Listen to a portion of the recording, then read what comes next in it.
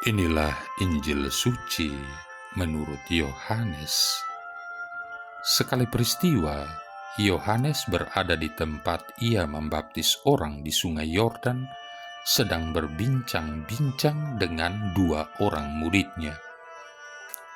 Ketika melihat Yesus lewat, Yohanes berkata, "Lihatlah anak domba Allah."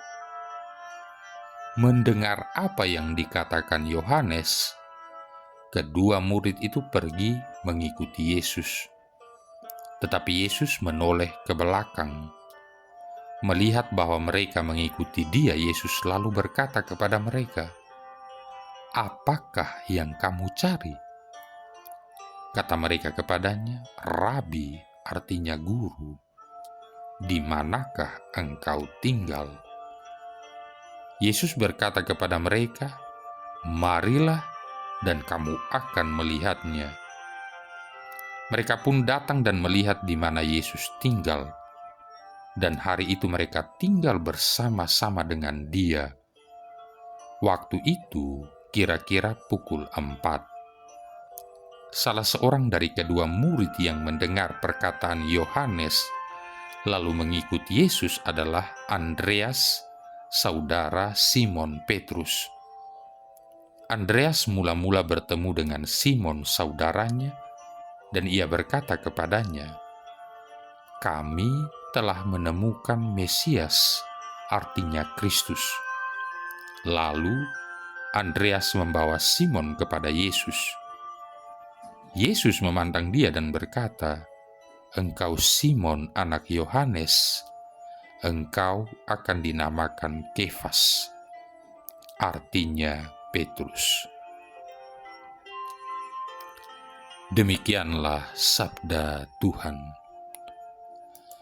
Saudara-saudari yang terkasih, untuk yang pernah ikut pramuka, pasti masih sangat ingat dengan lagu yang sering dinyanyikan berbalas-balasan antar regu yang bunyi syairnya demikian. Sedang apa sekarang? Sekarang sedang apa sekarang? Kemudian dibalas oleh regu yang lain. Sedang main sekarang.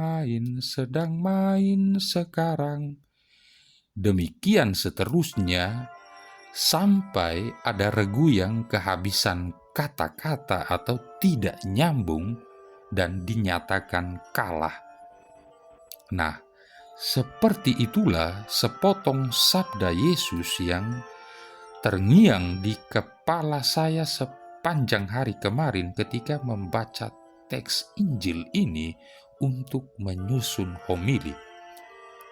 Sepanjang pagi hingga malam kemarin seolah-olah kisah Injil tadi membawa saya bertanya senantiasa, "Apa yang kamu cari?" Persis seperti Yesus menanyakan kedua murid Yohanes yang mengikutinya.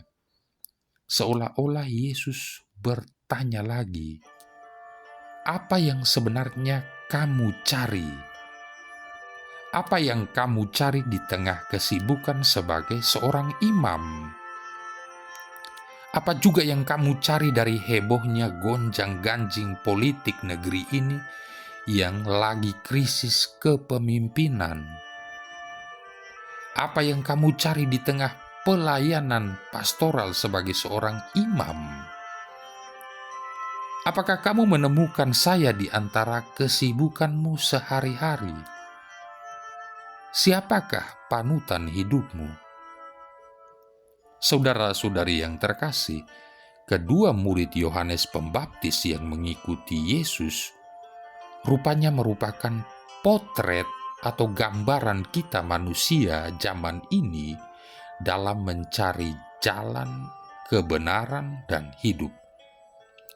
Mereka taat beribadah dan mereka mengikuti ajaran-ajaran Taurat Musa. Tetapi rupanya mereka juga menyimak bagaimana para pemuka agama Yahudi bersikap dan bertindak, sehingga membuat mereka bertanya-tanya, apakah ini jalan yang benar? Akhirnya mereka berubah pikiran saat Yohanes Pembaptis mengingatkan tentang datangnya juru selamat yang telah dinubuatkan oleh para nabi Israel. Mereka mendengarkan Yohanes dan juga mengamati cara hidupnya yang sederhana seperti bumi dan langit dibandingkan para pemuka agama Yahudi saat itu. Yohanes Pembaptis mengajak mereka mempersiapkan diri menerima kedatangan juru selamat dengan bertobat. Akhirnya mereka mendengarkan Yohanes saat ia menunjukkan siapakah Yesus sebenarnya dan mencari tahu seperti apakah cara hidup Yesus. Sebagai pemimpin yang rendah hati, Yohanes Pembaptis tidak merasa ketakutan dan tersaingi dengan datangnya Yesus yang berakibat berkurangnya pengikutnya. Karena Yohanes Pembaptis tahu persis apa tujuan hidupnya. Ia tidak takut kehilangan pengikut dan tidak memiliki apa-apa karena memang ia sadar tugasnya hanyalah mempersiapkan kedatangan Yesus. Nothing more, nothing less. Tidak lebih, tidak kurang. Saudara-saudari yang terkasih, apakah yang kamu cari? Inilah yang dipertanyakan Yesus kepada kedua bakal calon muridnya. Ia bertanya untuk memastikan apa yang menjadi tujuan hidup mereka dengan meninggalkan para pemuka agama Yahudi, lalu mengikuti Yohanes Pembaptis, dan kemudian mengikuti dia. Sadarkah mereka akan konsekuensinya? Lantas, bagaimanakah dengan kita yang hidup di zaman ini? Apa tujuan kita mengikuti Yesus? Apakah ada jaminan bahwa dengan mengikuti Yesus kita akan selalu sehat dan kita akan sejahtera, tidak bakal sakit dan tidak bakal bangkrut? Apakah kita mengikuti Yesus agar doa-doa kita dikabulkan, agar kita bisa hidup makmur tanpa kesulitan dan masalah? Saudara-saudari yang terkasih, pada minggu ketiga di bulan pertama dari tahun yang baru ini, menjadi saat yang tepat untuk kita merenungkan kembali apa yang kita cari dalam kehidupan ini. Apa yang kita cari dan kita harapkan dengan mengikuti Yesus selama ini. Siapkah kita dengan segala konsekuensinya sebagai pengikut Kristus? Apakah kita menjumpai Yesus di antara wajah orang-orang yang kita sayangi, di antara kesibukan kita sehari-hari, dan di antara usaha dan pekerjaan kita? Untuk apakah itu semua bila kita tidak menemukan jalan keselamatan dan hidup? Siapkah kita mengubah kehidupan lama kita di tahun yang baru ini untuk secara konsisten memandang Kristus Sang Juru Selamat kita? Kalaupun kita salah jalan, jangan takut, karena Ia akan lebih dulu menemukan kita sebelum kita mencarinya, asalkan kita tidak berkeras hati, tidak kepala batu, melainkan rendah hati. Ia akan senantiasa mengundang dan memanggil kita, marilah dan kamu akan melihatnya. Saudara-saudari yang terkasih, pernah seorang bapak bertanya kepada pastor parokinya, mengapa akhir-akhir ini banyak orang Katolik setelah sekian lama menjadi Katolik masih keluar dan berpindah agama? Pastor parokinya menjawab dengan bercerita demikian. Pernah di pastoran pada suatu malam terjadi keributan antara anjing dan kucing. Kucing dikejar anjing. Suasana menjadi sangat gaduh karena anjing itu berlari sambil menggonggong. Maka rekan-rekan anjingnya yang lain akhirnya juga ikut datang sambil menggonggong. Tapi kebanyakan anjing yang datang itu tidak tahu apa yang digonggong.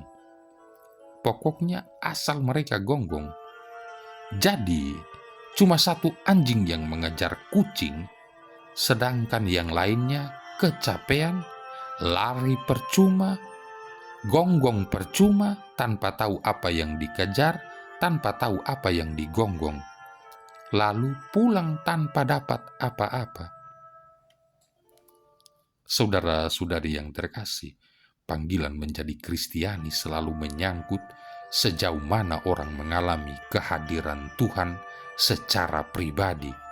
Jadi bukan soal ikut-ikutan, sebab kalau demikian, maka orang akan cepat putus asa, cepat capek dengan pilihan hidupnya, lalu keluar. Kedua murid Yohanes Pembaptis dalam Injil tadi, setelah mendengar kesaksian guru mereka tentang Yesus, mereka langsung mengikuti Yesus. Mereka tinggal bersama Yesus, dan dalam pergaulan dengan Dia, mereka menjadi yakin bahwa mereka telah menemukan Al-Masih dalam diri Yesus. Pencarian mereka berhasil, kerinduan mereka terpenuhi dan menjadi kenyataan. Dengan demikian, mereka sendiri akhirnya menjadi pewarta, pengantara bagi orang lain untuk dihantar kepada Yesus, sebagaimana nampak dalam diri Andreas yang pergi mendapati Simon Petrus saudaranya dan menghantarnya kepada Yesus. Kisah Injil yang kita renungkan hari ini kiranya membantu kita untuk kembali bersahabat secara mendalam dan sungguh-sungguh dengan Allah.